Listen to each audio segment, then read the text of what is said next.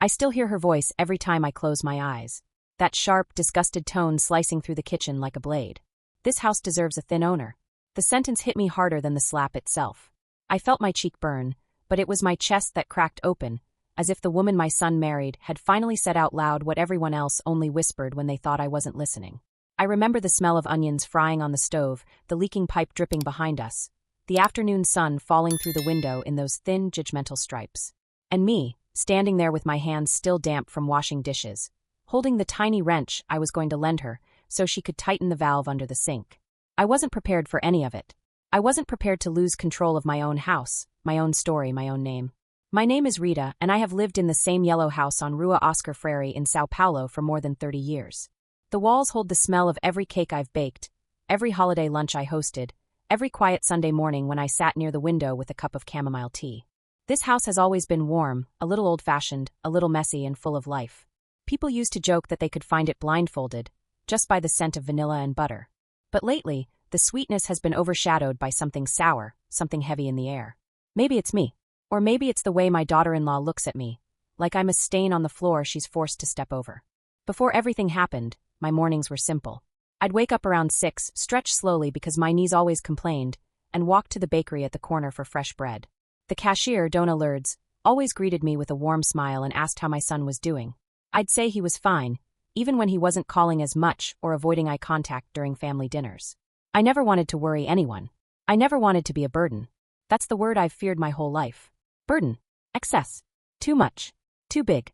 My body has always entered the room before I did. I started cooking early in the mornings because food was the one thing I felt confident about. When I baked, people smiled. When I fed them, they praised me. It was easier to be loved through a recipe than through my own existence. And for a long time, that was enough. At least I thought it was. But love that depends on what you serve collapses the moment you stop serving. I didn't understand that until the day my son married Clara. Clara, small, thin, sharp in every possible way. Short black hair, cold perfume, eyes that scanned the room like she was measuring it. She never raised her voice, but every word felt like a slap disguised as a sentence. From the first time she visited my house, I felt her gaze crawl across the counters, the floors, my clothes, my body. She always smiled politely, but it wasn't a smile of warmth. It was a smile of tolerance. Like she wanted to say, "It's not ideal, but I suppose I can endure it." My son, Daniel, used to be affectionate. Before he met her, he hugged me every time he walked through the door. He'd sit at the kitchen table and tell me about his day, his worries, his dreams. But Clara didn't like clutter. She didn't like noise. She didn't like the smell of butter. She didn't like excess, as she called it. I never forgot the first time she said that word. "Your house is full of excess, Rita." I knew she wasn't talking about the knickknacks on the shelves. She was talking about me. Still, I tried to be patient. I told myself she was young, maybe insecure, maybe overwhelmed. I told myself that marriages take time to settle, and that mothers-in-law shouldn't interfere. I stayed quiet. I cooked her favorite dishes, even though she barely touched them. I cleaned before she arrived so she wouldn't wrinkle her nose. I wore dark clothes so I wouldn't look too loud, as she once commented. I softened myself in every possible way, shrinking my presence so she wouldn't feel inconvenienced by me. But shrinking only makes people step closer to push you further. The day of the slap, February 3rd, 2024, had started beautifully. The weather was warm, a soft breeze moving through the curtains.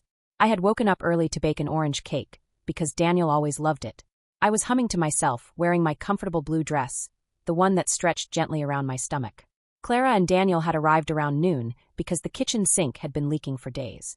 Daniel asked if I had a wrench, and I smiled, happy to help. I didn't know that a simple act of help would become the moment everything in my life cracked. I found the wrench in the drawer, wiped it with a cloth, and walked toward the kitchen where they stood. Clara's arms were crossed, her foot tapping impatiently, as if the house itself annoyed her. I held out the wrench and gently mentioned the source of the leak, pointing to the small, wet patch forming on the floor tiles. I said it softly, trying not to sound like I was correcting her. But Clara snapped her head toward me as if my voice was an insult. "I know where the leak is, Rita," she said. "This house is old, the pipes are old, and honestly, it deserves better." I smiled nervously, not understanding. "Better?" She looked me up and down, her lips curling. "A thin owner would be a start." I felt the floor shift under me. My ears buzzed. My hands trembled. But I didn't drop the wrench. For a moment, I just stood there, stunned, my throat tightening as if someone was pressing it shut. I opened my mouth, maybe to ask why, maybe to ask what I had done wrong. Though deep down, I already knew she never needed a reason. Then it happened. She stepped closer, her face twisted with something between anger and disgust, and her hand shot forward. The slap echoed against the kitchen walls, louder than anything I had ever heard inside my home. My cheek burned instantly. I staggered back, gripping the counter for support. Daniel didn't move. Not a single step. He just stared at the floor, his jaw clenched, his shoulders tight. But he said nothing. Silence from a son hurts more than any slap. Before I could react, Clara snatched the keys from my hand. My house keys. My life keys. The weight of metal leaving my palm felt like someone had stolen a part of my body. From now on, she said, breathing hard, this house will finally be in proper hands. I don't remember walking to the door. I remember trembling. I remember the smell of oranges still lingering in the air. I remember Daniel avoiding my eyes. I remember my breath coming out in short, broken pieces. And I remember stepping outside, the sunlight suddenly too bright, feeling like the world had tilted. But I wasn't defeated. I didn't know it yet, but something deep inside me had cracked open in a different way. Not a breaking. A waking. An old strength I had buried under years of shame began to stir. And that was the moment everything started to change. I didn't walk far that afternoon. I couldn't. My legs felt unsure, like they were relearning how to carry someone who had just been told she no longer belonged anywhere. I sat on the bench across the street from my house, the same bench where I used to rest my grocery bags when they felt too heavy. Now it was my own body that felt heavy, not from weight, but from everything that had just been taken from me. My cheek was still stinging, pulsing with heat. I pressed my fingers lightly against it and felt the outline of her hand. I looked at my palm afterward, as if the shame might have transferred onto my skin. But there was nothing to see. Humiliation never leaves a visible mark, only the kind that grows inside. Cars passed. People walked their dogs. A group of teenagers laughed as they crossed the street. Life went on, unaware that mine had just bent at the spine. I kept staring at the yellow house, at the curtains I sewed myself years ago, at the window where I used to watch Daniel play soccer in the driveway. I never imagined I would be sitting outside like a stranger waiting for permission to return. My chest tightened, and I felt something press upward, something hot and angry and scared all at once. But I swallowed it down the way I swallowed everything else in my life. I reached into my purse out of habit, looking for my keys, forgetting for a second that they weren't there anymore. The emptiness of my hand made my stomach twist. I wasn't sure which hurt more, the slap, the words, or the fact that my own son didn't defend me. I replayed the moment over and over. Did I mishear? Did I exaggerate? Was I too sensitive? But no. The truth was simple and sharp. She said what she meant. She said it clearly, loudly, cruelly. And he let her. Around 4 p.m., the sky began to change, turning that soft, warm gray that comes before evening in Sao Paulo. I finally stood up. I didn't know where I was going, but I felt I needed to move or else my bones would turn to stone. As I walked, I kept my head down so no one would see my swollen cheek. I passed the bakery. The smell of fresh Pau Francis usually comforted me, but that day it made my throat tighten. I kept walking. My mind was loud, louder than the traffic, louder than the city itself. I ended up at Praca Benedito Calixto without remembering the streets that brought me there. The market was closing, vendors folding tables and packing boxes. A man selling old vinyl records asked if I was okay. I nodded, but my voice didn't work. I hadn't cried yet. Tears always came easily to me in the past, but not this time. This pain wasn't sharp like a cut. It was deep, like a bruise forming under the skin where no one could see. I sat on another bench, clutching my purse to my chest, and felt the urge to disappear into the fabric of the world. I thought of calling someone, but who? I had friends, but they all had their own lives. And besides, what would I say? My daughter-in-law slapped me and stole my keys? My son stood by and let it happen? It sounded unbelievable even to me. Shame has a way of convincing you that silence is safer. The sun dipped lower. My phone buzzed with a message. For a moment, hope fluttered in my chest. Maybe Daniel. Maybe he regretted everything. Maybe he was worried. But when I looked, it was a promotion from the supermarket, discounts on cleaning products. I stared at the screen, my breath catching in a small, bitter laugh. Cleaning products. As if the universe was mocking me, reminding me that I was always the one who cleaned up after everyone else. I thought about going back home and ringing the doorbell, demanding my keys, demanding respect. But I knew how Clara would react. She would tilt her head, smile that cold smile, and tell me I was overreacting. Daniel would stand behind her, silent, loyal to the wrong person, wishing I'd just disappear and stop making things complicated. I couldn't face that. Not yet. So I walked again, slower this time, feeling the weight of every step. I went to the bus stop on Rua Arthur de Azevedo, sat down and waited. I wasn't sure where the bus would take me. I didn't have a destination. All I knew was that I needed distance, even if just a few kilometers. When the bus arrived, I boarded without looking at the driver. The doors closed behind me with a hiss, sealing me inside with my thoughts. I sat by the window and watched the city move past me. Stores closing, couples walking hand in hand, delivery motorcycles weaving through traffic. My reflection stared back at me in the glass, gray hair slightly messy, cheeks flushed, eyes tired. A woman who had spent her whole life giving more than she received. A woman who was told she was too big for her own home. When I reached Pinero's station, I got off. I walked into a small cafe nearby and ordered a chamomile tea. The barista didn't look at me twice. No judgment, no curiosity. It felt almost foreign. I sat in the corner, cupping the warm mug between my hands. At that moment, the heat of the tea felt more comforting than anything else in the world. I stared at the steam rising, trying to steady my breathing. I thought about my mother. She used to say that women like us, women with soft bodies and soft voices, had to be twice as strong just to be heard once. I never believed her when I was young. I thought kindness was enough. I thought love protected you. But now I understood. Love does not shield you when people decide you are unworthy of it. And kindness becomes an invitation for cruelty when you don't know how to defend yourself. The cafe began to empty. Chairs scraped, lights dimmed. I realized I had been sitting there for almost an hour. The barista approached politely and said they were closing soon. I apologized and stood, suddenly embarrassed for taking up space. Space. Always space. Too much space. Even here, even now, the thought followed me like a shadow. When I stepped outside, the air was cooler. I wrapped my arms around myself and started walking again. I didn't want to go home, but I didn't want to stay outside any longer either. I felt suspended between two worlds, the one that rejected me and the one I hadn't discovered yet. I didn't know which direction would lead me somewhere safe. Then my phone buzzed again. This time it was Daniel. 3 words. Are you okay? I stared at the screen, my heart pounding. The message felt too small for what had happened. Too late for the moment he should have opened his mouth and defended me. Still, it was something. A crack of light in a very dark day. I typed a response, deleted it, typed another, deleted it too. Everything sounded either too forgiving or too angry. I didn't know who I was supposed to be anymore. Finally, I typed back. I need time. He didn't respond. I walked slowly back toward the bus stop, my steps unsteady but purposeful. I didn't know it then, but something had shifted inside me. Not strength yet, not clarity, but the beginning of a boundary.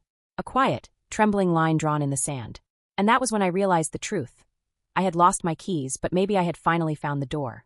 A door that would soon open to things I never expected. And someone I never expected. When I stepped off the bus near my street again, the sky was already dark. Streetlights washed the sidewalks in a yellow glow, and the air had that mix of exhaust and dampness that always reminds me of Sao Paulo at night. I stood on the corner for a long moment, staring down the block toward my house. From where I was, I could see the faint light in the kitchen window. My kitchen. My orange cake still on the counter. My curtains swaying gently like nothing had happened. I didn't move. A car drove past, the driver barely glancing at me. Somewhere a dog barked. A couple argued in low voices near the building across the street. Life kept flowing as if I wasn't standing there feeling like I had been peeled from my own life and left on the sidewalk. I took my phone out again and scrolled through my contacts, my thumb hovering over one name. Helena. My older sister. We hadn't spoken much lately, not because of any fight, but because life had quietly nudged us in different directions. She lived in Villa Mariana, worked as a nurse, and always seemed to be working night shifts. But right then, she was the only person I could imagine saying the truth to without shrinking it, without making it softer to protect someone else. My hand trembled slightly as I called her. The phone rang 3 times. Rita. Her voice was warm, surprised. Is everything okay? It's late. I opened my mouth to say, yes, but the word refused to come out. Instead, my breath hitched, and a sound escaped me that was somewhere between a sob and a sigh. Rita, she repeated, more alert now. What happened? She slapped me, I whispered. Who? Clara. Silence. Then a sharp inhale. What do you mean she slapped you? Where are you? I'm on the corner near home, I said, my voice tiny. She said the house deserves a thin owner. She took my keys, Helena. My house keys. Daniel just stood there. I heard sheets rustling on the other end, like she had just sat up in bed. Stay where you are, she said. I'm calling a car for you right now. You're not going back in there tonight.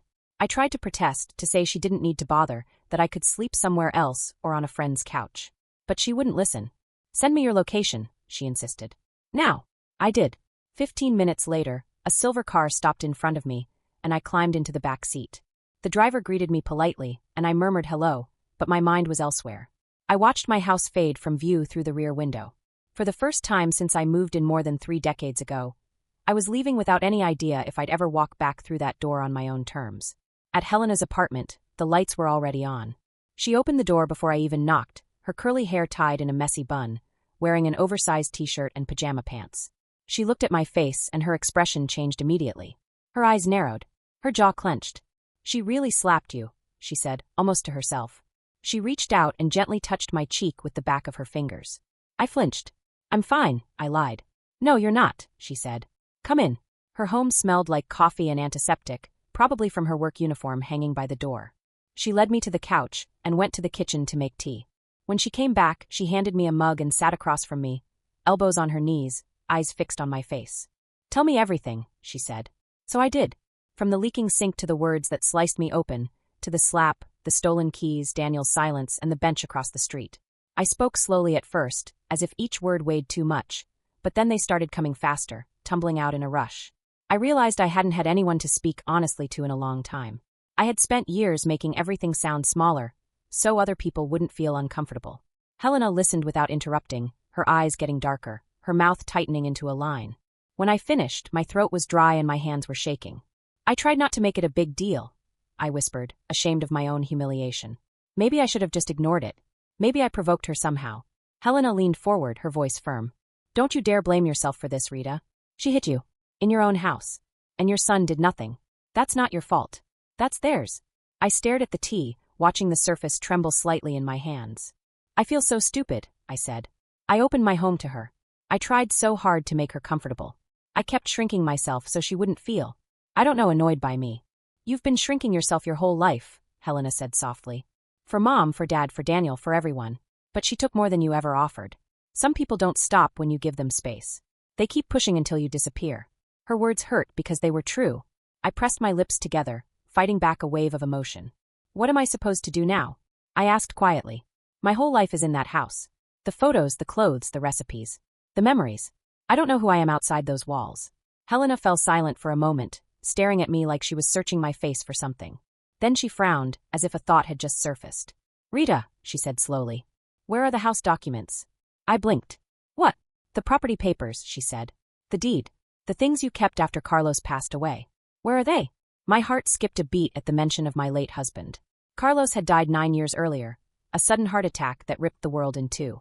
For months after, I couldn't bring myself to touch his belongings. Eventually, I packed the most important things into a wooden box and stored it away. I think they're in the storage garage, I said. The one I rent near the house. I put everything in a box years ago. The deed, the insurance papers, Dad's will. Why? Helena's gaze sharpened. Is the house in Daniel's name or yours? It's mine, I said, confused. Carlos insisted on that. He said he wanted me to always have a place that was truly mine. Daniel would inherit it eventually, of course, but legally it's in my name. I remember signing everything at the notary. Helena sat back, a slow, almost dangerous smile forming on her lips. It wasn't joy. It was something else. Recognition. Realization. So she thinks she can just take your keys and claim your house, Helena said. She thinks your weight makes you disposable, like you're just an inconvenience she can push aside. But the house isn't hers. It's not even Daniel's. It's yours. You realize that, right? The words settled over me like soft but heavy fabric. I knew this. Of course I knew this. I had simply never connected the legal fact to the emotional reality. In my mind, the house had become ours when Daniel married, and then slowly, without me noticing, it became theirs. Somewhere along the line, I had stopped seeing myself as the owner. I had started seeing myself as a guest. Now the idea that it might still truly belong to me felt both obvious and shocking. I don't want to fight, I murmured. I just want respect. Sometimes the only language people like her understand is reality slapping them back, Helena said.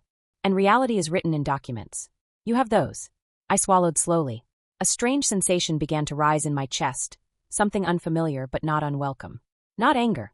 Not yet. Maybe something close to dignity. The faint outline of a spine straightening after years of bending. I haven't opened that box in years, I said. Then maybe it's time, Helena replied. We slept poorly that night. Helena offered me her bed, but I refused, choosing the sofa instead. It felt wrong to take up more space than necessary, even here. She insisted I at least use the big blanket and one of her pillows.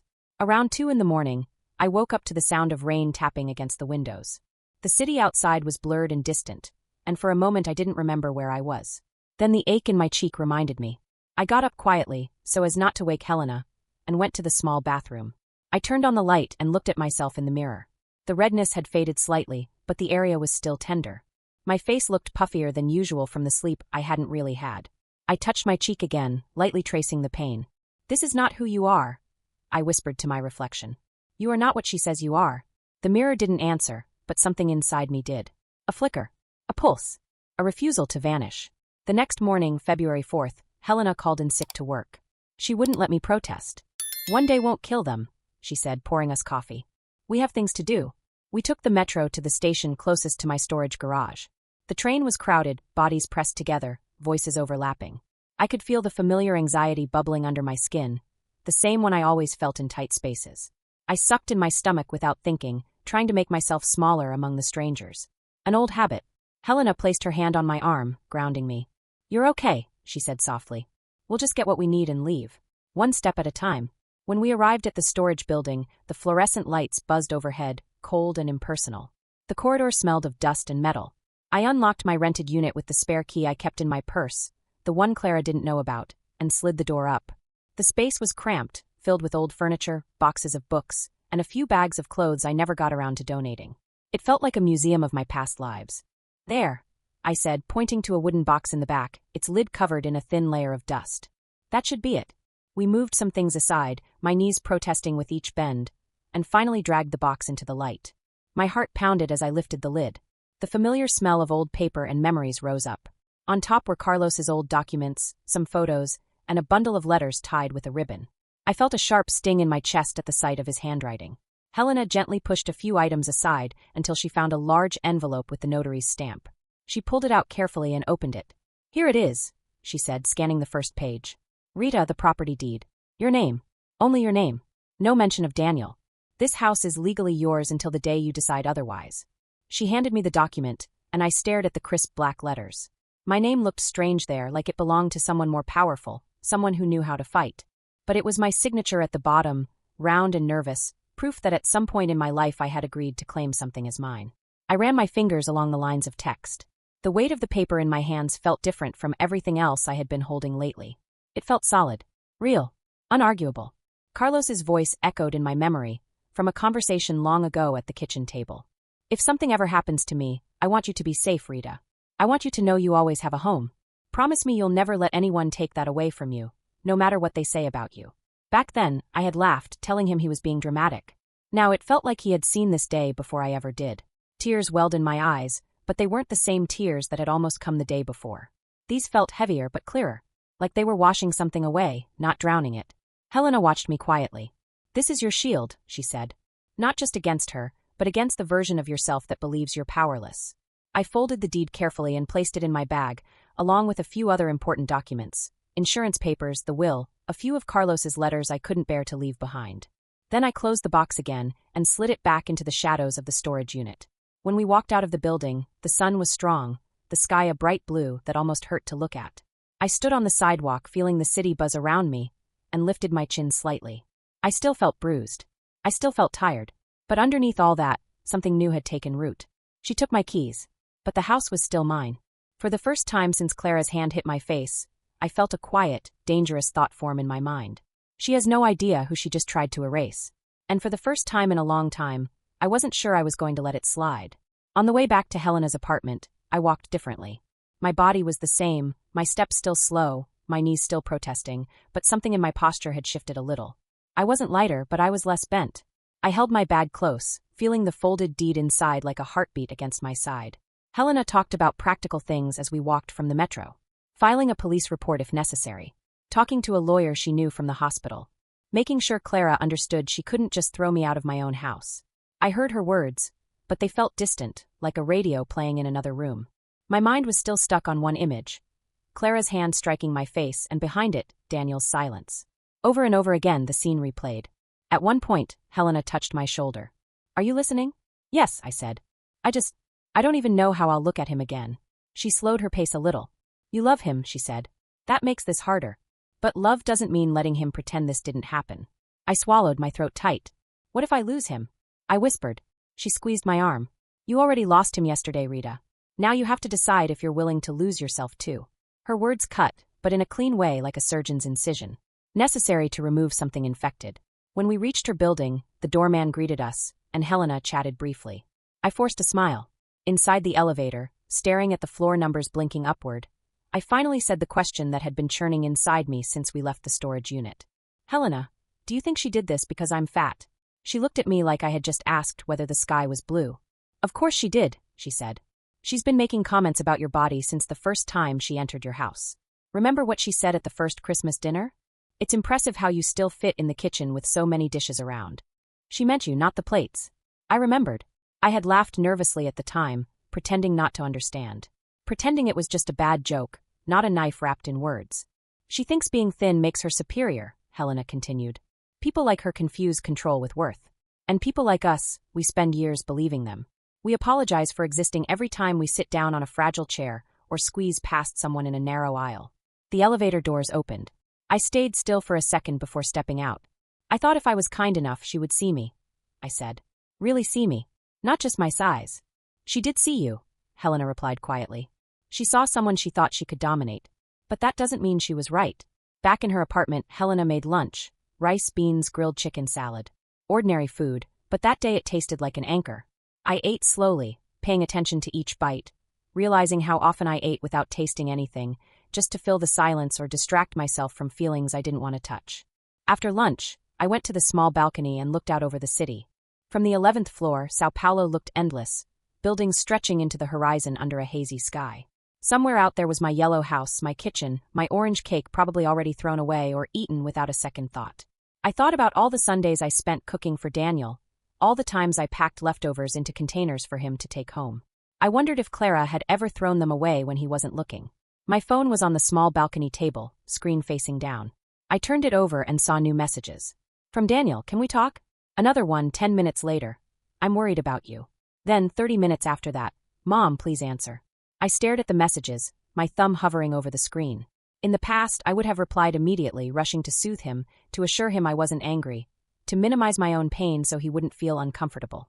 But now, with the deed in my bag and Helena's words echoing in my mind, I hesitated. Are you going to answer him? Helena asked from the living room. I don't know what to say, I admitted. Tell him the truth, she said. For once, don't make yourself smaller. I stood there for a long time, the city humming below me. Eventually, I typed slowly. I'm safe. I'm with Helena. What happened yesterday is serious. I need you to understand that silence is also violence. I don't want to talk in person yet. I stared at the words, surprised by the firmness in them. I almost deleted them, almost softened the sentence about his silence, but I didn't. I pressed send and watched the blue checkmarks appear. He replied almost immediately. I'm sorry. Clara lost control. She didn't mean it. She's stressed. Things have been hard. Let's not blow this out of proportion. My chest tightened. There it was. The minimization. The excuse. The request for silence disguised as reconciliation. I felt Helena come up behind me. What did he say? I handed her the phone. She read the message and scoffed softly. Of course, she muttered. Poor Clara, so stressed she had no choice but to hit your mother and steal her keys. How tragic. A bitter laugh escaped my throat, surprising me. He always defends her, I said. Even when she's cruel. He acts like I'm exaggerating or misunderstanding. Maybe it's easier to pretend it's not that bad than to admit he married someone who treats his mother like trash. Helena placed the phone back in my hand. What do you want to say to him? Not what you think he wants to hear. What do you want to say? I thought about it. Really thought about it. For the first time in a long while, I allowed myself to imagine that my wants mattered. I started typing. She hit me, Daniel. That's a crime. She insulted my body, my worth, and took my keys in my own house. This is not about stress. This is about respect. And right now, I don't feel any from either of you. My fingers shook as I wrote, but I didn't stop. The house is legally mine. The documents are with me. I will not be erased from my own home, and I will not pretend this is a small misunderstanding. I need time, and I need you to think about whose side you're on when someone treats your mother like that. I read the message twice. It felt harsh and honest and terrifying. I imagined his reaction, his anger, his confusion. For a second, I wanted to erase everything, replace it with something softer, more apologetic. Maybe I'm overreacting, maybe we can talk later. I know she didn't mean it. But those were old habits, old scripts. I didn't erase anything. I pressed send. Helena watched my face, and when she saw the message had gone, she smiled gently. There she is, she said. The woman I grew up with. The one who used to stand up to Mom when she was unfair. That was a long time ago, I said. Maybe not as long as you think. For the rest of the afternoon, I waited for his reply. My body was restless, but my mind felt strangely clear. I helped Helena wash the dishes, folded some laundry, anything to keep my hands busy while my heart pounded inside my chest. Every time my phone buzzed, my stomach flipped. At 6 p.m, he finally responded. We need to talk about the house. Clara doesn't feel comfortable there with you anymore. She thinks it would be better if we change the ownership so we can renovate and organize things properly. You know you can always stay with Helena or find a smaller place. It would be good for you too. I read the message 3 times. My hands went cold. For a moment, the world narrowed to the small glowing screen in front of me. He wasn't just defending her. He was asking me to give up my house. The house I had built, painted, held together for decades. The house where he took his first steps, where we celebrated birthdays, where I held Carlos's hand during his last fever. He wanted to erase me. Helena saw my face and took the phone from my fingers, reading the message out loud. Her mouth fell open. Color rose to her cheeks. That ungrateful boy, she hissed. He wants to push you out so she can redecorate and pretend you never existed. They don't even hide it. My throat burned. Tears finally spilled over, hot and uncontrollable. I sank onto the couch, clutching a cushion to my chest as if it could hold me together. He thinks I'm in the way, I sobbed. He thinks I embarrassed them. My body, my clothes, my house, everything is wrong. They want me out like old furniture. Helena kneeled in front of me, her hands on my knees. Rita, listen to me, she said firmly. This is the moment. This is the line. If you say yes to this, they will erase you from your own story. If you say no, you will probably lose whatever illusion of peace you had. But you'll keep yourself. And you'll keep what Carlos left for you. I wiped my eyes with the back of my hand, my breath coming in shudders. Somewhere beneath the grief, something else was forming. Anger, yes. But deeper than anger, there was a strange clarity. He chose her, I whispered. He chose silence, Helena corrected. And now he's choosing comfort. You have the chance to choose yourself. I sat there for a long time, the phone in my hand, my tear-streaked reflection faintly visible in the black screen. The old Rita would have tried to negotiate. Offer half the house. Offer to move out part of the week. Offer to disappear gradually to make things easier for everyone. But the woman holding the deed in her bag, the woman who had just found her voice after years of whispering, made a different choice. My fingers moved slowly over the screen as I typed. No, Daniel. I will not change the ownership of the house. Your father put it in my name to protect me. I opened that home to you both with love, and you allowed your wife to humiliate me and put her hands on me. Now you're asking me to sign away the only place I have in this world, so she can feel comfortable. I paused, breathing hard, then continued. If Clara doesn't feel comfortable in a house that belongs to a fat woman, she is free to leave. You are both free to live wherever you want. But I will not give up my home. And I will not beg for space in it. My thumb hovered over the send button again. I felt like I was standing on the edge of a cliff, wind rushing past my ears. Then I pressed it. Message sent. I set the phone down on the table, my hands trembling, my heart pounding loudly enough that I could feel it in my throat. For a second, the room seemed to tilt. Then it steadied. In that moment, something inside me shifted permanently. Not in a dramatic, cinematic way, but in a quiet, irreversible one. A decision locked into place. A line drawn not in sand, but in stone. Helena sat beside me and slipped her arm around my shoulders. I leaned against her, exhausted, but a new kind of tired. Not the tiredness of being walked on, but the tiredness of finally standing up. That, she whispered, is the first time in years I've heard you choose yourself. I exhaled slowly, my chest loosening. I'm terrified, I admitted. Good, she said. It means you're alive. We sat like that until the room grew darker, and the city lights flickered on outside. My phone lay on the table, silent. No new messages. No apologies. No threats yet. Just silence. But for the first time, the silence wasn't a cage. It was space. And for once in my life, I wasn't going to apologize for filling it. The silence from Daniel stretched into the night, thick and uncomfortable, but I felt something different this time. For years, silence meant I had done something wrong. Silence meant someone was disappointed in me, or annoyed, or waiting for me to fix a mess I didn't make. But now, sitting on Helena's couch with my bag beside me and the deed tucked safely inside, silence felt like a door I had finally closed instead of one slammed in my face. I stayed at Helena's for 2 nights. She insisted. I didn't argue. The first night I barely slept. The second night, exhaustion pulled me under like a tide. When I woke up on the morning of February 6th, sunlight spilled across the living room, warm and golden. I sat up slowly, my body aching from the sofa, but my mind clearer than it had been in days. As I stood to stretch, I caught my reflection in the dark TV screen. Puffy eyes, messy hair, a body that still felt too big for the world. But the woman looking back at me wasn't shrinking into herself the way she usually did. She looked present. Heavy, yes. Soft, yes. But grounded. Helena emerged from her room, tying her hair back. I made oatmeal, she said. Don't make that face. I added honey. I smiled faintly and joined her in the kitchen. We ate quietly, but it wasn't an uncomfortable silence. It was the kind shared by people who have known each other since childhood and don't need to fill every second with noise. After breakfast, I checked my phone. Still nothing from Daniel. Not even a message sent at 3 in the morning when guilt might have woken him up. I didn't know whether that hurt more or less than another selfish request would have. What are you going to do today? Helena asked. I paused, choosing the words carefully. I think I need to go back there. She didn't react with shock. She nodded, as if she had been waiting for me to say it. Do you want me to go with you? No, I said. Not yet. This part. I think I need to do alone. She studied my face for a moment, searching for hesitation, fear, weakness. But whatever she saw made her nod again. Take your time, she said. But don't let them corner you. I packed my bag slowly, placing the deed on top of everything else. My hands trembled slightly, but it wasn't the same tremble from before. This one felt charged, like the first vibration of a train before it starts moving. On the metro ride back toward Piñeros, my stomach twisted with nerves.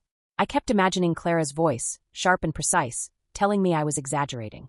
I imagined Daniel's eyes avoiding mine, pretending he didn't understand why I was hurt. I imagined the moment I stepped inside the house and smelled whatever new scent she had brought in to cover mine. But I also imagined walking through my doorway without apology. When I reached my street, the afternoon sun was high. The yellow paint on my house looked slightly faded but familiar. Home. I stood on the sidewalk, watching the curtains sway. My heart hammered. I wiped my palms against my dress and approached the front door. The keys she stole weren't important right now. I had something more powerful than metal. I knocked firmly once, twice. Footsteps. Then the door opened, and there she was. Clara stood in the doorway wearing a fitted gray dress, her hair perfectly styled. She looked surprised to see me, then irritated, like I was an unexpected stain on her front steps. Oh, she said. You. For a brief second I saw a flicker of something in her eyes, fear maybe, but it vanished quickly under the weight of her usual disdain. I came for my things, I said, keeping my voice steady. You could have called, she replied. It's not a good time. It wasn't a good time when you slapped me either.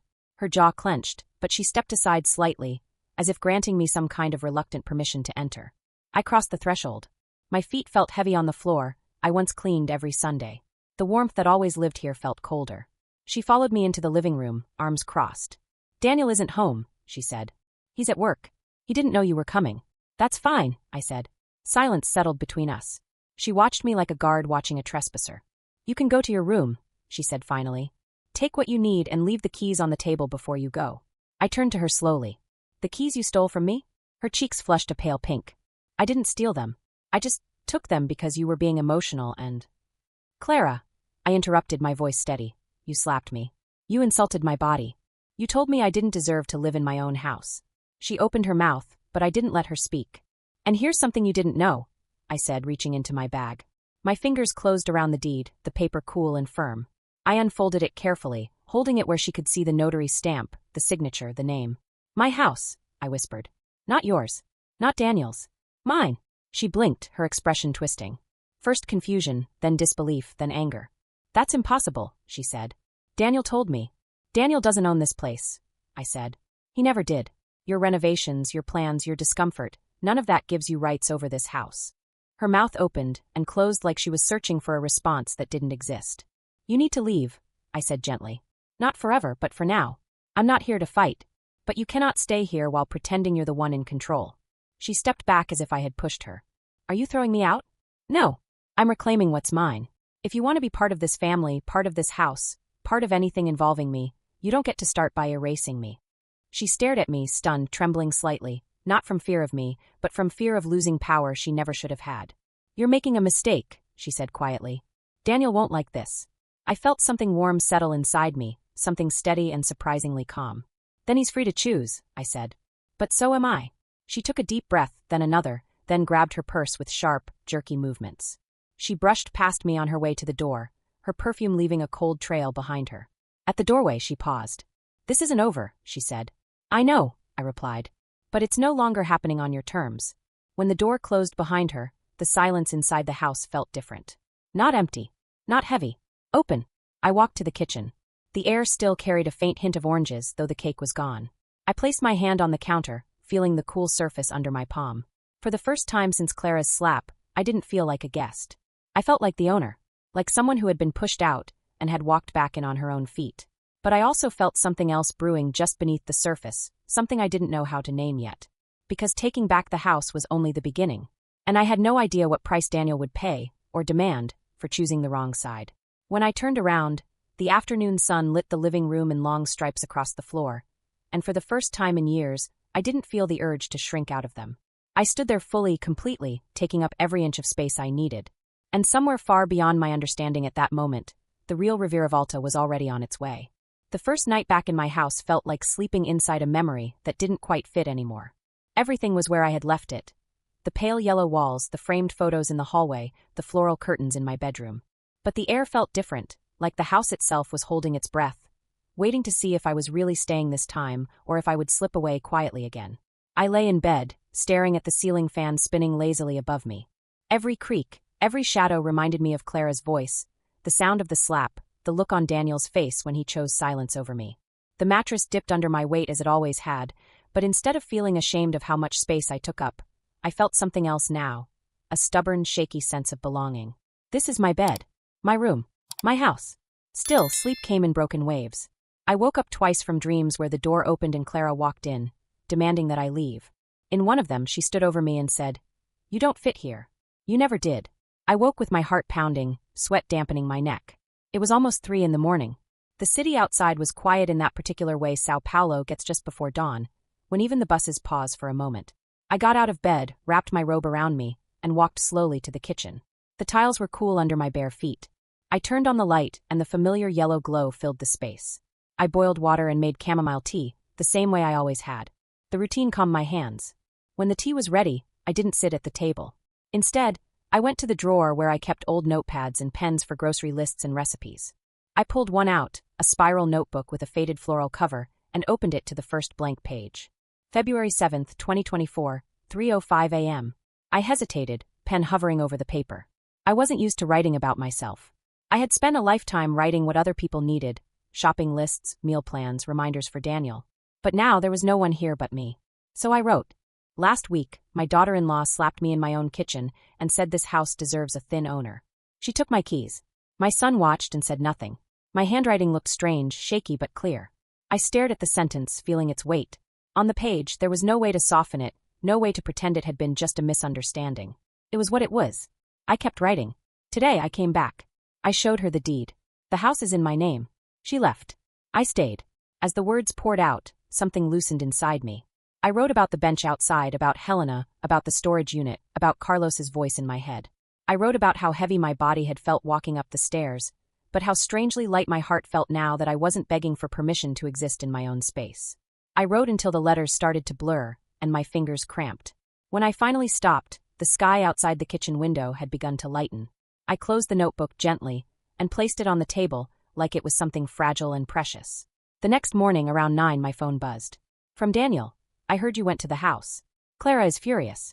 She says you humiliated her. I sat at the table, my tea cooling next to the closed notebook. Humiliated her. The irony burned my throat. I let the phone sit there for a long time before replying. You humiliated me the moment you let her hit me and stayed quiet. I watched the typing indicator appear, disappear, then appear again. Finally, his answer arrived. You're my mother. You know I love you. But you also know Clara is sensitive. She felt attacked in the house. She thinks you're trying to push her away. I laughed out loud, a short, bitter sound that startled even me. Sensitive. The word scratched at my skin. I typed back. She called me unworthy of my own home because of my weight. She slapped me. She took my keys. If that's your definition of sensitive, we have very different dictionaries. No answer came after that. Minutes stretched into hours. I tried not to cling to my phone like a lifeline, but it was hard. I busied myself with cleaning the kitchen, moving slowly but deliberately. I washed every cup, wiped every cabinet door, cleaned the stove. The house wasn't dirty, but I needed to reclaim every surface, retouch every object, like I was restoring contact with a body part that had been numb for too long. Around noon, there was a knock on my door. For a moment, my heart leapt into my throat. I wiped my hands on a towel and walked to the living room, pulse racing. When I opened the door, Helena stood there, holding a brown paper bag. I brought lunch, she said, stepping in without waiting for an invitation. I know you probably decided tea and guilt were enough nutrition for the day. I laughed, this time softer, real. You're not wrong. We sat at the table and unpacked the food. Rice, beans, grilled vegetables, a little farofa. Simple but warm. We ate slowly, and between bites, she inspected my face as if searching for new bruises. How are you? She asked. Somewhere between terrified and oddly okay? I said. I wrote last night. In a notebook. About everything. Her eyes brightened. Good. Keep doing that. When the mind gets crowded, the page can hold some of the weight. I sound so dramatic when I write it down, I said. Like some sad story people scroll past on the internet. Or maybe, she said calmly, you sound like the main character for once. Her words hung in the air. Main character. I had never thought of myself that way. I was always the mother, the wife, the woman behind the scenes making sure everyone else had what they needed. After lunch, we washed the dishes together. At one point, Helena leaned against the counter and crossed her arms. You know, she said, we still haven't talked about you seeing someone. I'm seeing you right now, I deflected, smiling. She rolled her eyes. You know what I mean? A therapist. Someone who can help you organize what's happening inside. This is bigger than one slap, Rita. It's years of shrinking and apologizing and accepting crumbs. I rinsed a plate carefully, watching the soap bubbles swirl down the drain. I don't know, I said. Therapy always felt like something for other people. People who had real problems. She raised an eyebrow. What do you think you have? I didn't answer right away. The truth was, I had always believed my pain wasn't serious enough. I wasn't starving, I wasn't homeless, I wasn't physically disabled. I was just fat and tired and constantly ashamed of existing. There was a part of me that believed I should be grateful anyone still tolerated me. I'm saying this as your sister and as someone who works in a hospital, Helena continued. If you don't deal with this now, it won't just live in your heart. It'll move into your blood pressure, your sleep, your chest. Pain always finds another door. I sighed, drying my hands. Do you know someone? She nodded. A friend of mine from nursing school. Her name is Sophia. She's a psychologist now. She works in Villa Mariana, but she also does online sessions. She's good. Tough but kind. I thought about it. Talking to a stranger about my body, my shame, the slap, the house, Daniel. The idea made my stomach twist, but there was also a small, quiet curiosity inside me. What if I said all of this out loud to someone who wasn't in the story? What if they didn't tell me I was overreacting? Okay, I said finally. Give me her number. Helena smiled, relief washing over her face. I already wrote it down. She pulled a small piece of paper from her pocket and handed it to me. I knew you'd say yes eventually. After she left, I sat on the couch with my phone in my hand, staring at the number. I saved it under Sophia, therapist, and then spent a full 10 minutes just looking at the name in my contacts, like it was some kind of wild animal that might bite if I touched it. Eventually, I typed a message. Hello, my name is Rita. My sister Helena gave me your number. I think I need help to understand something that happened in my family. Do you have any times available this week? I pressed send before I could change my mind. My heart rattled in my chest. It felt like I had just opened a door in a house I'd lived in for years, but never entered. Sophia replied 20 minutes later. Hi, Rita. Yes, Helena spoke about you. I'm glad you reached out. I have a spot tomorrow at 7 p.m., online or in person. What do you prefer? In person felt too intense. Online felt safer. I chose that. Online is better for me, I wrote. Thank you. She sent me the link and confirmed the time. Tomorrow. 7 p.m. less than 24 hours away. The rest of the afternoon, my mind kept circling back to it. I cleaned the living room, dusted the shelves, rearranged some framed photos. One of them was of Daniel at 8 years old, frosting on his nose from helping me bake a chocolate cake. His smile was wide, carefree. I traced his little face with my thumb and felt a sharp ache in my chest. When did I lose this boy? The next day, February 8th, I woke up early. My body hurt, but there was a restless energy inside me. I made coffee, toasted bread, spread it with butter and a bit of guava jam. I ate without rushing, paying attention to the taste. I tried not to look at my reflection too long as I moved around the house, but when I passed the mirror in the hallway, I caught a glimpse of myself and forced my feet to stop. I turned fully to face the mirror. My body filled most of the frame. Round belly, wide hips, heavy arms. For years, whenever I looked at myself, my brain translated this entire image into one word, wrong. But now, with everything that had happened, something inside me rebelled against that automatic cruelty. This is the body that carried Daniel, I said softly to my reflection. That cooked, cleaned, held, comforted. This is the body that got slapped and is still standing. It felt strange talking to myself out loud, but it also felt necessary, like I was introducing myself to someone I had ignored for too long. The day passed slowly. I kept glancing at the clock, counting the hours until 7 p.m. At one point, around 3, my phone buzzed with a message. From an unknown number. This is Clara. I don't know what you told Helena or whoever, but you're making me look like a monster. We could have handled this privately. You didn't have to run and show everyone your bruised feelings.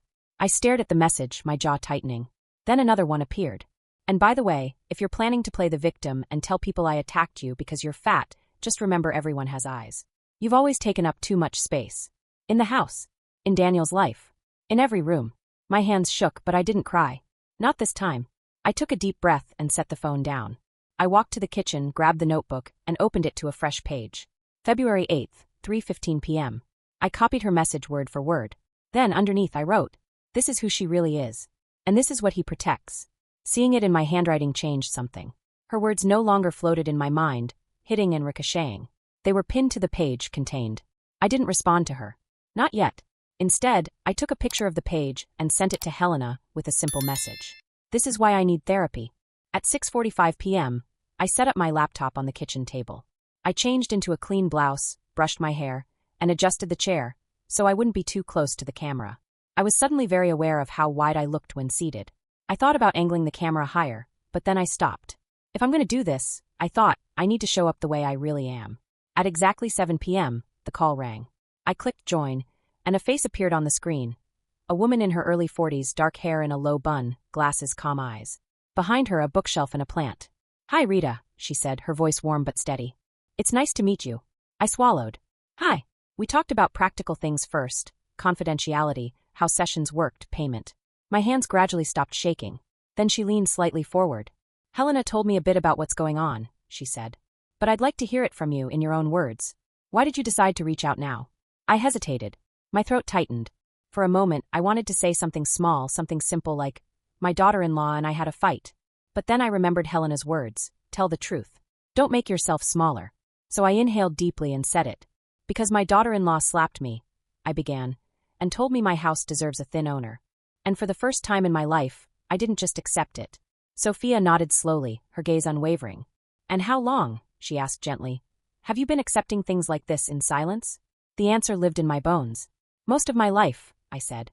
As I spoke, as I told her about the slap, the keys, the documents, the messages, Daniel's silence, something unexpected happened. I didn't fall apart. I didn't feel crazy. She didn't roll her eyes or tell me I was overreacting. She listened. She took notes. She asked questions that made me dig deeper into the moments I usually glossed over. "When did you first start feeling like your body was a problem?" she asked at one point. I thought of school uniforms that didn't fit, of boys laughing, of my mother's comments about portion sizes, of store mirrors that always felt like enemies. "A long time ago," I said quietly. "Before Daniel. Before Carlos. Before this house.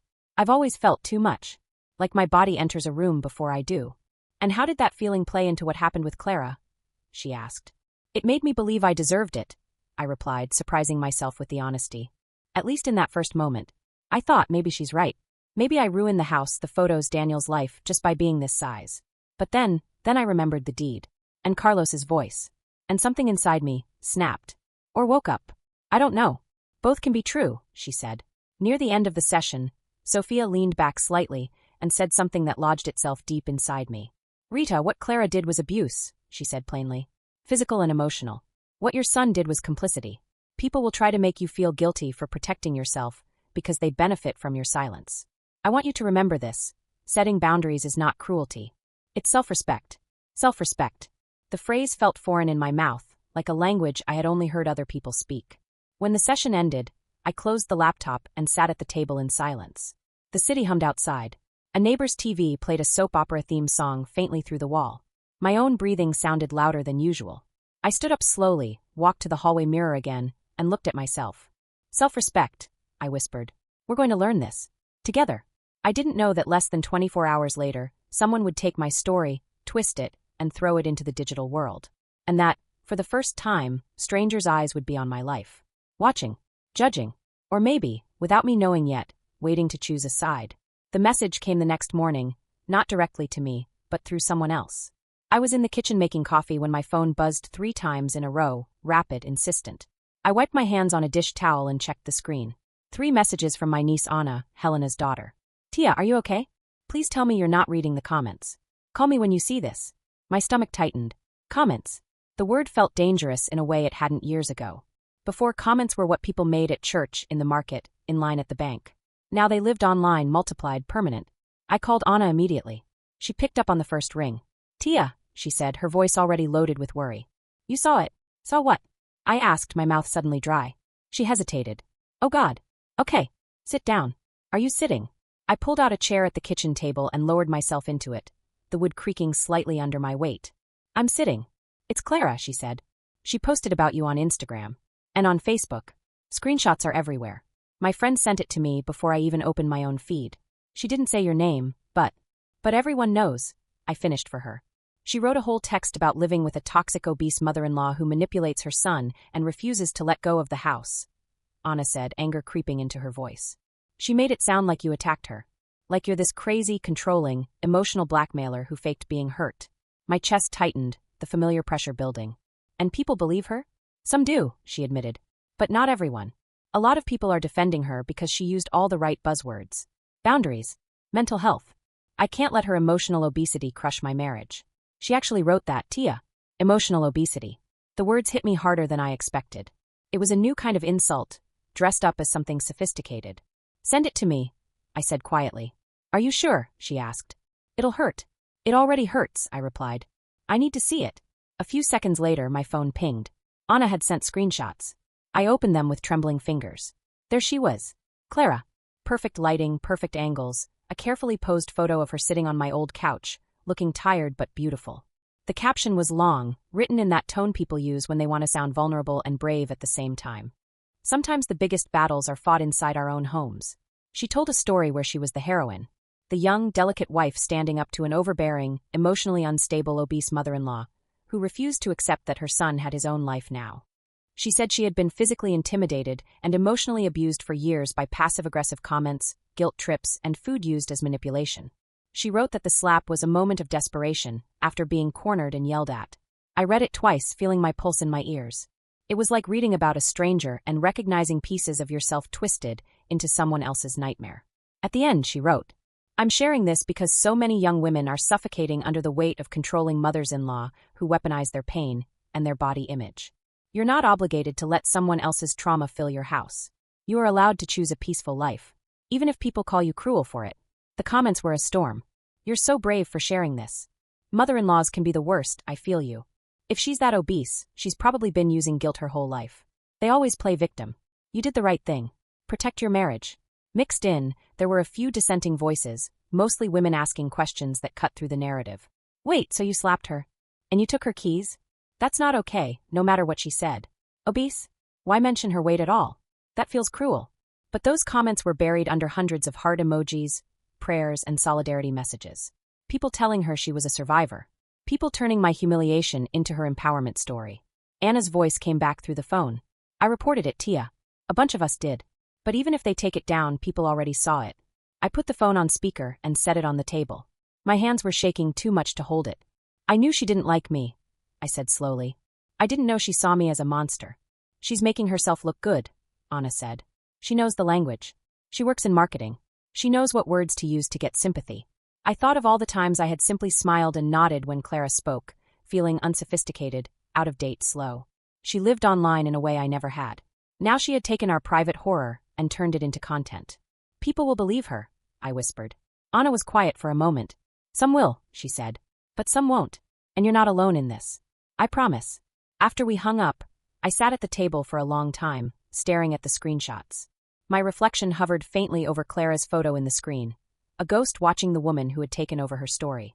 Old thoughts tried to creep back in. Maybe I should never have pushed back. Maybe I should have let her keep the keys. Maybe if I had been thinner, softer, quieter, none of this would have happened. Then Sophia's voice echoed in my mind. Setting boundaries is not cruelty. It's self-respect. I picked up the notebook and opened it to a new page. February 9th, 10:02 a.m. She told the world I'm a monster. I told the world nothing. Maybe it's time I stop being a ghost in my own story. I wrote down parts of her caption. Then in another column, I wrote what really happened in my own words. No exaggerations. No softening. Just the truth. After a while, my phone buzzed again. This time, it was Sophia. I saw the post Anna mentioned, she wrote. Do you want to add an extra session today? I didn't ask how she had seen it. The internet had many eyes. Yes, I replied. Please. We met online again at 5 p.m. I was more tired than nervous this time. I felt like someone who had been caught in a storm and was now sitting dripping on a stranger's couch. I read her caption, Sophia said calmly. How did it feel when you saw it? Like she stole my voice, I said. And then used it to hit me again in front of everyone. Sophia nodded. And what did you do with that feeling?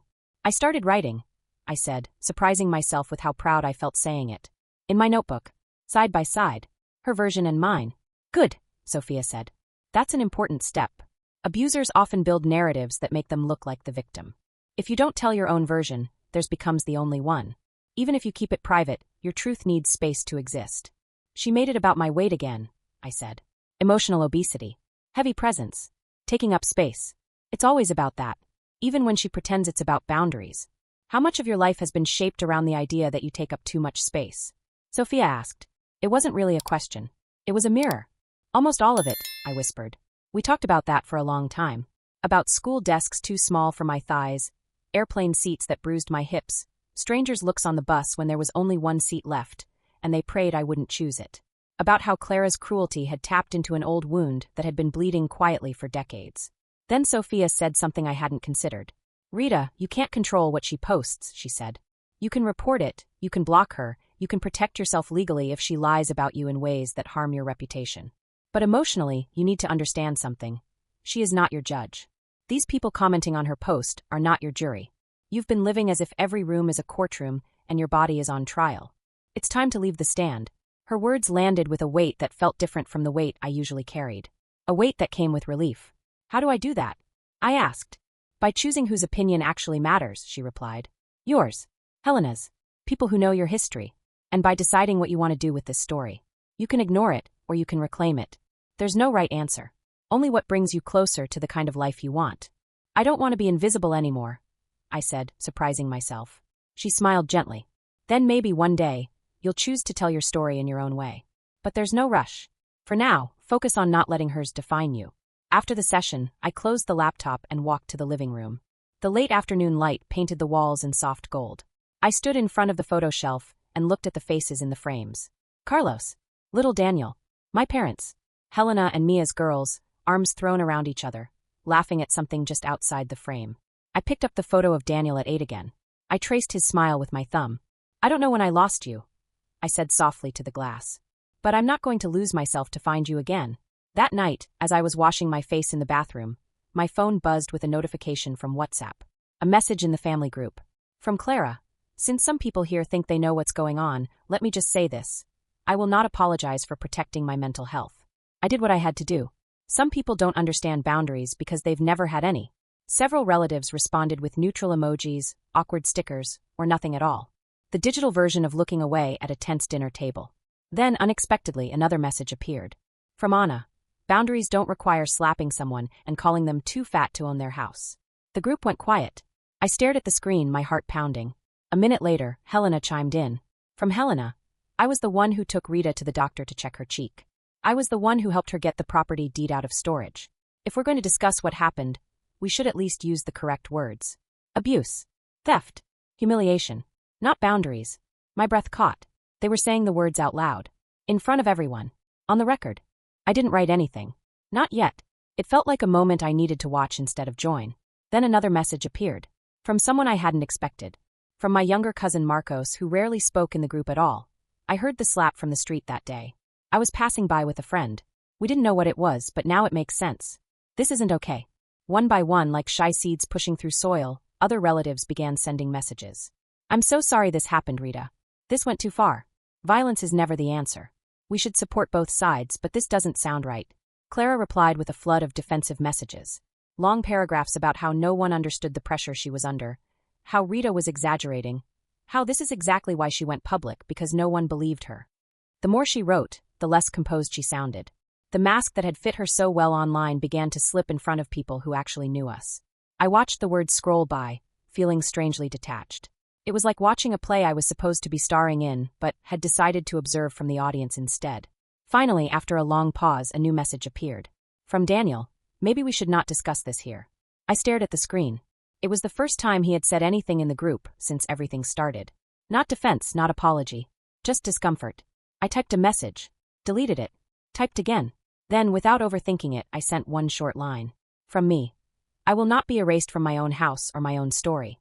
I put the phone down, my heart pounding so hard I could feel it in my fingertips. I didn't wait to see the responses. I went to the kitchen, poured myself a glass of water, and leaned against the counter.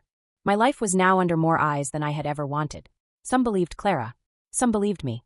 Some wished the whole thing would just go away. But something had shifted irrevocably. For the first time, I wasn't just enduring humiliation. I was answering it.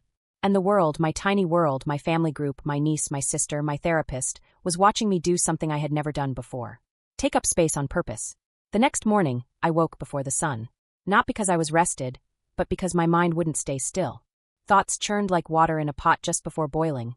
Quiet at first, then loud enough to force me out of bed. I walked to the kitchen and turned on the light. The soft hum of the refrigerator was the only sound. I stared at the cabinet where I kept the mugs, unsure if I wanted tea or coffee. In the end, I chose water. My throat felt tight, swollen with everything unsaid. My phone buzzed on the counter. A single notification. From Daniel. Can I come over tonight? Just that. No apology. No explanation. No acknowledgement of anything that had unfolded in our family group the night before. He wanted to talk when it was convenient for him, like always.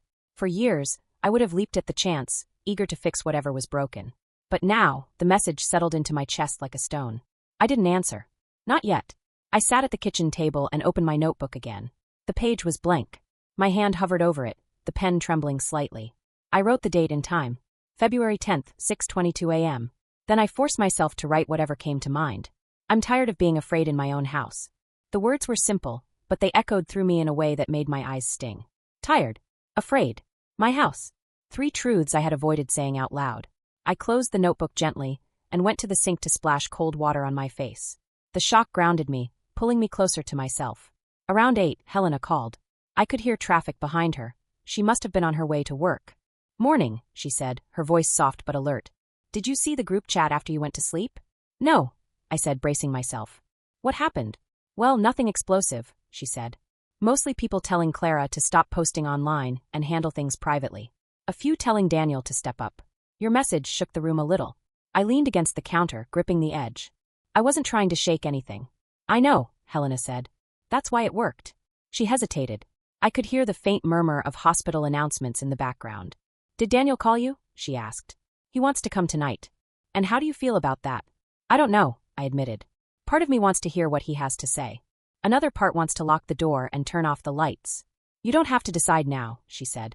But whatever you choose, make sure it doesn't cross your own boundary. Not again. After she hung up, I walked slowly through the house. Every room carried both warmth and ache. In the living room, I noticed something small and strange. A single earring under the sofa, one of Clara's. Gold shaped like a leaf. I bent down with difficulty, my knees cracking softly, and picked it up. I turned it over in my fingers, the metal cold against my skin. It was delicate and sharp in a way she loved, always trying to look effortless while cutting others. For a moment, I considered throwing it away. But instead, I placed it on the coffee table. I didn't know why. Maybe as a reminder. Maybe as proof. Maybe simply because it wasn't mine to discard. Around noon, I made myself lunch, rice, chicken breast, sautéed kale. The food tasted both comforting and foreign, as if my body wasn't sure it deserved nourishment. I had just finished eating when the doorbell rang. My heart lurched. Too early to be Daniel. Too unexpected to be Helena. I wiped my hands on a towel and walked to the door. When I opened it, I froze. It wasn't Daniel. It wasn't Clara. It was a man I hadn't seen in years. Tall. Salt and pepper beard. Warm, steady eyes. Wearing jeans and a button-down shirt rolled at the sleeves. His presence filled the doorway like he belonged there, though he never had. Rita, he said, his voice low, hesitant. It's me, Gabriel. I blinked, gripping the doorframe for balance. Gabriel. My old neighbor from 2 houses down. The widower who used to come to my house every other Sunday for coffee when Carlos was alive. The man who helped me fix my leaking roof one rainy morning. The man who once, long ago, offered me a ride to the hospital when Daniel broke his arm, and who looked at me in a way no one had in years. We lost contact after he moved to another neighborhood 4 years ago. Life scattered us. But now he stood on my doorstep like a ghost who remembered me when everyone else tried to rewrite me. What are you doing here? I asked, my voice thin with surprise. He lifted his phone slightly. I saw Clara's post. I felt ice crawl up my spine. You saw it? He nodded slowly. I didn't know if it was about you at first. But then I saw the comments. Someone mentioned your name. And I just needed to know if you were okay. My throat tightened. I looked away, suddenly self-conscious of my hair, my clothes, my body, my everything. You shouldn't have come, I said softly. He shook his head. Maybe not. But I wanted to. I stepped back without thinking, opening space for him to enter. For a moment, he didn't move, almost like he was checking if the invitation was real. When he finally crossed the threshold, the house felt like it adjusted around him, remembering him in ways I had forgotten. He stood awkwardly in the living room, hands in his pockets, eyes scanning the space like he was trying not to intrude too much. I'm sorry, he said after a moment. I didn't want to show up unannounced. I just couldn't sit at home after reading that. I laughed bitterly. Seems like everyone saw it before I did. His jaw tightened. She made you sound like a monster. Then, softer, almost to himself. and you're the gentlest person I've ever met." Something inside me cracked, not in pain this time, but in recognition. No one had said something like that to me in years. Maybe ever. "Do you want water?" I asked because I didn't know what else to do. He nodded. I walked to the kitchen, poured him a glass, and when I returned, he was holding the photo of Daniel at 8 from the shelf. He looked at it with a softness that made my chest tighten again. "He used to come to my house for cookies," Gabriel said. "He always asked if you made them. He adored you." Past tense. Always past tense now. He set the photo down gently. "I don't know what happened between him and Clara, but I do know this. You don't deserve what she wrote. Or what she did." His voice was steady, but I could feel the anger simmering underneath, anger on my behalf. I wasn't used to that feeling, being defended, being believed without having to explain myself. I sat on the couch. He took the armchair across from me. "I don't know who I am anymore," I admitted. "I thought I was strong, but now I feel exposed. Weak. Like she stripped everything away from me." He shook his head. "No. She tried. But you're still standing. I saw you walk to the door just now. That's not weakness." I laughed, a tired laugh. "Everything feels heavy." "Then let me carry some of it," he said. The words hit me harder than the slap. Not romantic, not dramatic, just sincere. Real.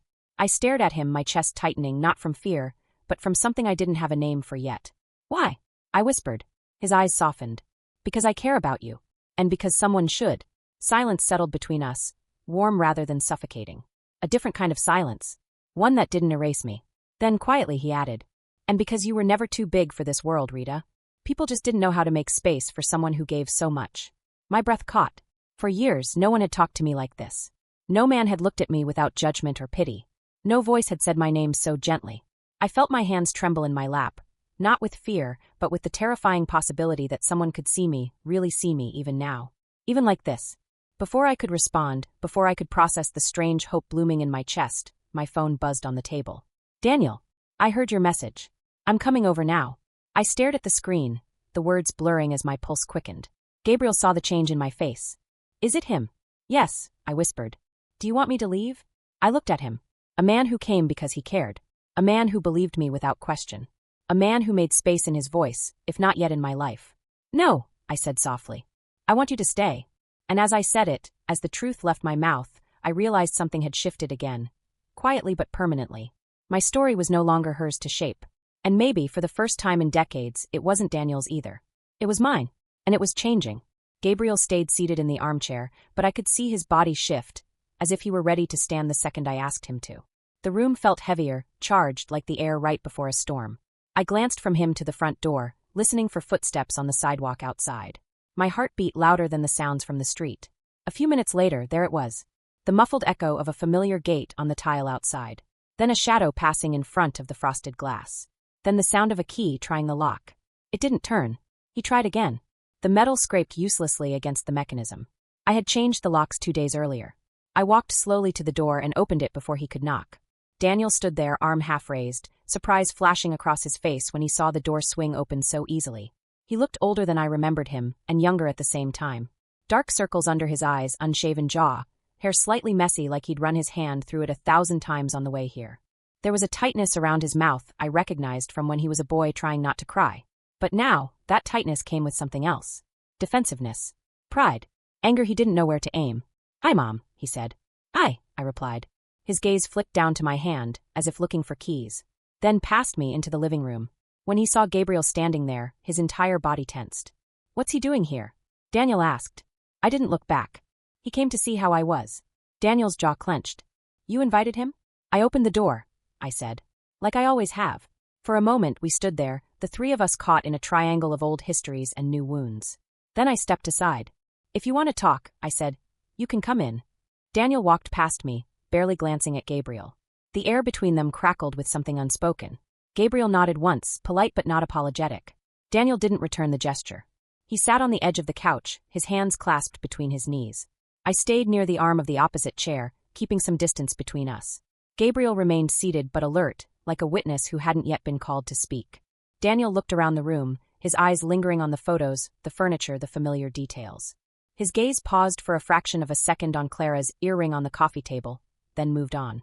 "I didn't expect," he began, then stopped. "I didn't know you and Gabriel were still in touch." "We weren't," I said. "He came because he saw the post." Daniel shut his eyes briefly, as if the mention of it gave him a headache. That post is being blown out of proportion, he said. Clara is under a lot of pressure. She didn't mean. Don't, I cut in quietly. Don't finish that sentence. She meant every word she wrote.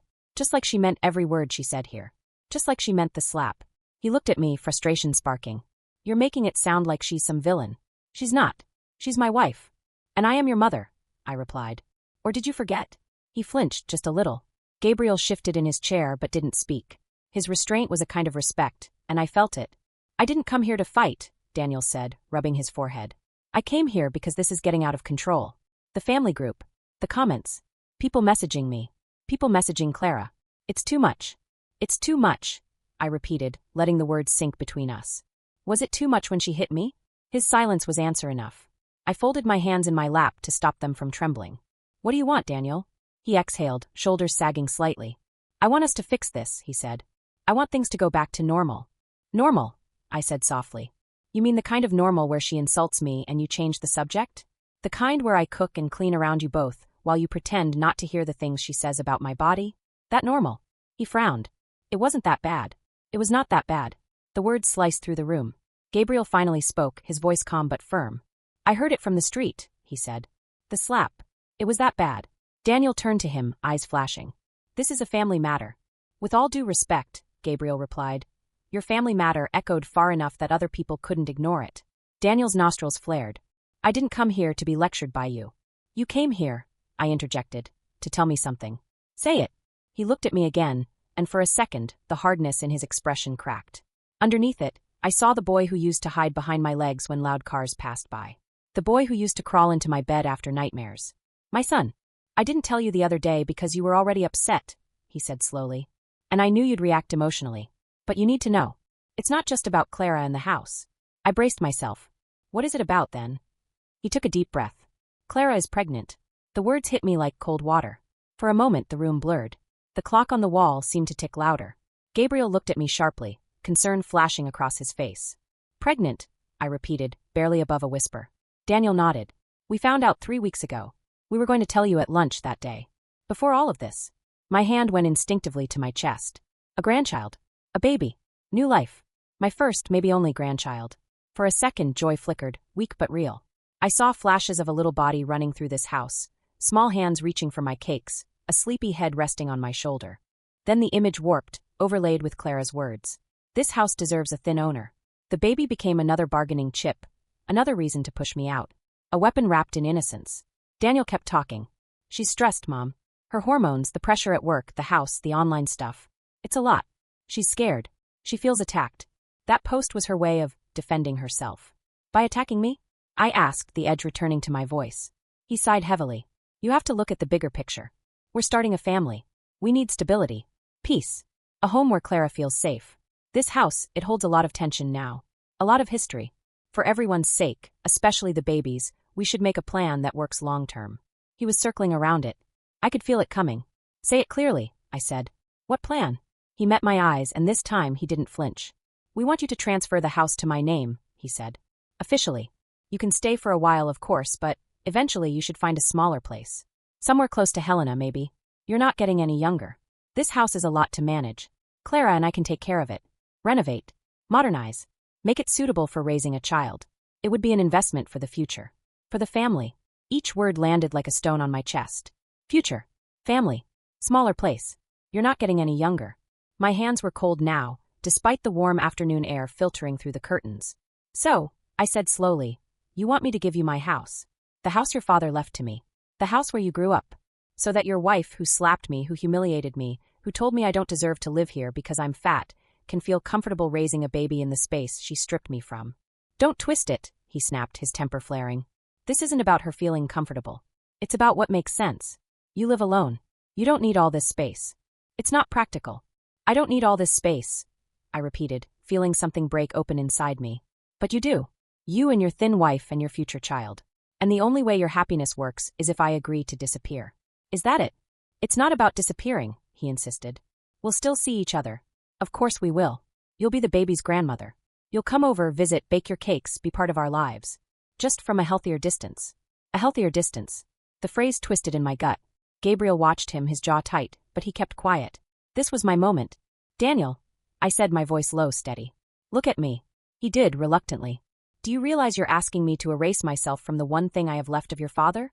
I asked. Do you realize you are using your child, my grandchild, as leverage to push me out? That you are telling me, in all the polite words you've learned to use, that I am too big, too much, too inconvenient to be allowed to stay in my own story? His face reddened. That's not what I'm saying. That's exactly what you're saying, I replied. You want the house, Daniel. And you want to feel like a good son while taking it. Silence pressed on the room.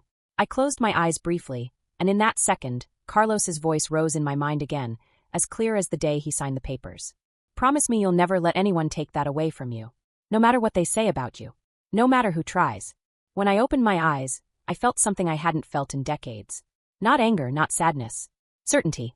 No, I said. Daniel blinked. What? No, I repeated. I will not transfer the house. I will not sign anything. I will not pretend this is a gift I'm giving you out of love when you're asking for it with your hand on my throat. His eyes widened. Mom, you want a home for your child? I continued. Good. Find one. Rent, buy, build, do whatever grown men do. But you will not build your future on the ruins of my dignity. He stood up suddenly, the couch creaking under the abrupt loss of his weight. You're being dramatic, he snapped. You're letting Helena, that therapist, and this guy. He jerked his chin toward Gabriel. Fill your head with nonsense. You're choosing pride over family. I rose too, slower but steadier. My heart pounded, but my voice did not shake. For the first time in my life, I said, I'm choosing myself. If that feels like an attack to you, maybe you've never seen me as a person. Only as a resource. His mouth opened, then closed. His eyes glistened, anger and something like hurt swirling together. Clara was right, he muttered. You always play the victim. You make everything about your pain. Your weight, your sacrifices. You suffocate people, Mom. You think love means never letting go. The words were knives. Sharp, cruel, honed over years of listening to someone else describe me. Gabriel stood up then, slowly.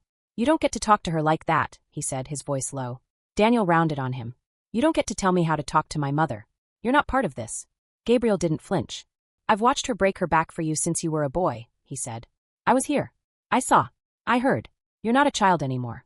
You don't get to step on her and call it love. For a moment I was afraid. Afraid they would both explode, that fists would replace words, that everything would shatter beyond repair. But instead, Daniel took a step back, breathing hard. This is unbelievable, he said. I came here to try and fix things, and now I'm being painted as the villain because I care about my wife and my child. You came here to negotiate my disappearance, I said quietly. I won't sign into it. His eyes searched my face as if looking for the old version of me. The one who would have softened by now, apologized, offered compromise. She wasn't there. Something in his expression changed. Hardened. Fine, he said. Do what you want. Keep the house. Stay alone. Enjoy your victory. His voice shook on the last word. But don't expect us to raise our child in a place where we're not welcome. You are welcome, I said softly. Violence is not. He shook his head, disbelief and hurt fighting inside him. Then he turned toward the door. At the threshold, he paused, hand on the frame. You're choosing a building over your son, he said without looking back. I swallowed hard. No, I replied. I'm choosing myself in front of both of you for the first time. You're the one choosing to walk away. He left. The door closed with a soft click that sounded louder than any slam. The house fell silent. I stood there, staring at the door, my chest heaving with slow, uneven breaths. For a long moment, I didn't move. I felt hollow and full at the same time, emptied of illusions, filled with the raw ache of reality. Then Gabriel stepped closer, his voice gentle. Rita. I blinked as if waking up. My knees wobbled. He reached out instinctively, his hand hovering near my arm, but not touching until I leaned into it. I just lost my son, I whispered. No, he said quietly. You lost who you were pretending to be for him. The rest time will tell. Tears finally spilled over, hot and relentless. I didn't try to hide them. I didn't apologize. I let them fall, each one carrying a little piece of the woman who always chose silence. Gabriel guided me to the couch. I sat heavily, wiping my face with the back of my hand. I chose myself, I said again, as if testing the weight of the sentence. You did, he replied. And that's the hardest thing you've ever done. He sat beside me, not too close, not too far. Just there. Outside, the city kept moving. Cars passed, neighbors walked dogs, someone played music faintly down the street. Inside, in my living room, something else had shifted permanently. The second turning point in my life had arrived not with a slap, but with a refusal. I had said no. To my son. To erasure. To the idea that love meant disappearing.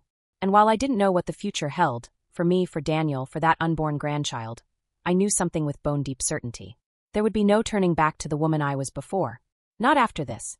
I woke the next morning feeling like my bones had been rearranged overnight. Not physically, but in the quiet, invisible way a person changes after telling a truth they've been afraid of their entire life. The house felt different too, as if the walls were finally settling into the shape they were always meant to hold. I lay there for a long time, listening to the faint noises outside, cars, distant voices, a dog barking somewhere down the street. Ordinary sounds. But inside me, nothing felt ordinary anymore. I got out of bed slowly. My knees protested, but I didn't mind. Pain I could understand. Pain made sense. It was silence, denial, and shrinking that had always confused me. In the kitchen, I boiled water and made tea. The steam rose, soft and curling, reminding me that warmth could exist without permission. The house was still. Too still. I felt the echo of Daniel's footsteps leaving the night before, the ghost of his voice telling me I was choosing a building over him. I held the warm mug in my hands, staring at nothing in particular, and whispered to myself, "You chose yourself. You chose to live."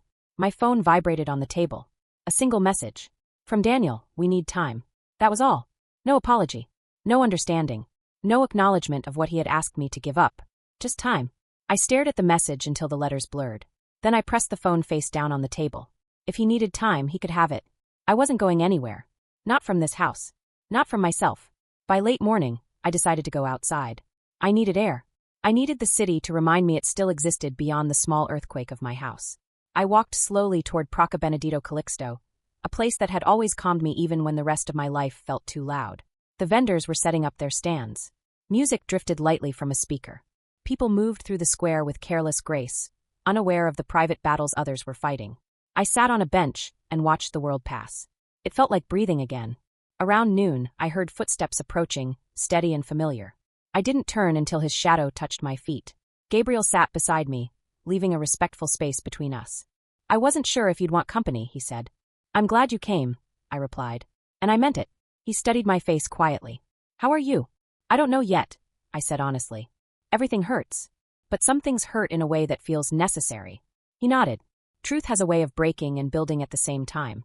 We sat there for a while, watching birds peck at crumbs near our feet. It felt strange being in public with him after everything. But it also felt right. Like someone had placed a warm hand on the coldest part of my heart. "I'm sorry you had to see that," I said softly. "The fight with Daniel. The things he said." He shook his head. "I'm not sorry. People show who they are in moments like that. And so do you." I felt a sharp breath catch in my throat. And who did I show myself to be? He turned to me, his eyes steady. Someone who finally decided she mattered. The words hit me so deeply I had to look away before they broke me open again. I swallowed hard, my eyes burning. "I haven't mattered to anyone in a long time," I said. "That's not true," he replied. "You just gave more than you ever received. That doesn't mean you didn't deserve more." I closed my eyes, letting the heaviness settle before I opened them again. "What am I supposed to do now?" I asked. "How do I move forward when everything feels like it's collapsing behind me?" "You walk," he said simply. "Even if it's slow. Even if it's painful. And you let people walk with you if they offer." I looked at him then, really looked. His gentle eyes, the lines at the corners, the softness in his expression. A warmth spread through my chest, something fragile and unfamiliar. "Do you want to walk with me?" I asked, my voice barely above a whisper. He smiled, a small, quiet smile that held more truth than anything said in the last few days. "I've been waiting a long time for you to ask." We walked through the square, talking about nothing and everything. He told me stories about his daughter, who now lived in Curitiba. I told him about the orange cake I baked the day everything fell apart. We didn't talk about Clara or Daniel or the house for a long time. And for the first time in days, my chest didn't feel like it was collapsing inward. But when I returned home that evening, reality greeted me at the door. A small white envelope had been pushed under the frame. I froze. My pulse spiked as I bent down to pick it up. My name was written in Daniel's handwriting, slanted, sharp, a little rushed. Inside there was a single sheet of paper. A printed sonogram. My grandchild. Tiny. Blurry. New. Beneath it, a handwritten note. "I don't know how to fix what happened. I don't know how to talk to you without feeling like I'm betraying someone. But I wanted you to see this. I wanted you to know you're going to be a grandmother. I need time. And I hope one day we can find our way back. Not as we were, but something better." I sat on the floor, the paper trembling in my hands. Tears slid down my cheeks, slow, heavy, steady. Not the tears of humiliation this time, but something deeper. Grief mixed with hope. Loss mixed with love. The complicated truth of motherhood. I pressed the sonogram gently to my chest. "I'm here," I whispered. "When you're ready." That night I didn't cook. I didn't clean. I sat in the living room with the soft lamp on and let myself feel everything: love, anger, disappointment, longing. All the things I had held back for years. And for the first time ever, I didn't bury any of it.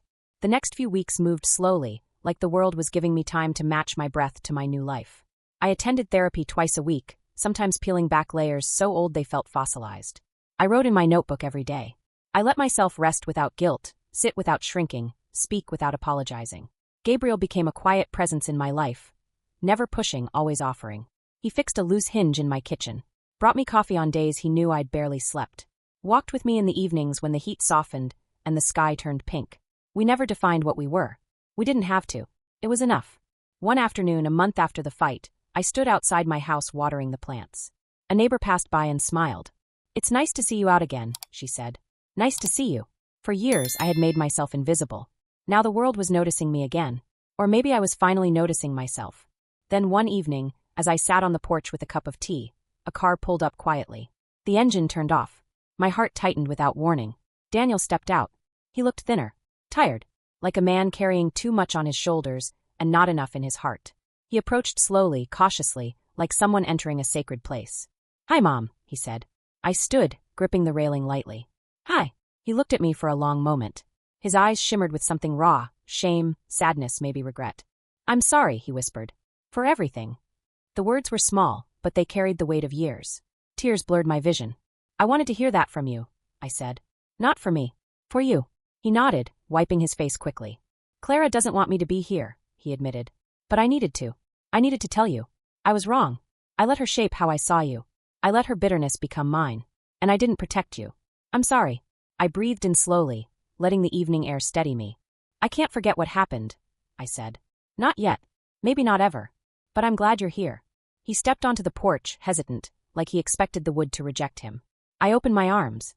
He fell into them. For the first time since he was a boy, Daniel cried in my embrace. Not like a man hiding his weakness, but like a son finally coming home after being lost too long. I held him, feeling his pain mix with mine, and whispered, "I'm still here, Daniel. I never left. But I won't disappear again. Not for anyone." When we finally pulled apart, he looked lighter. Not healed, but no longer drowning.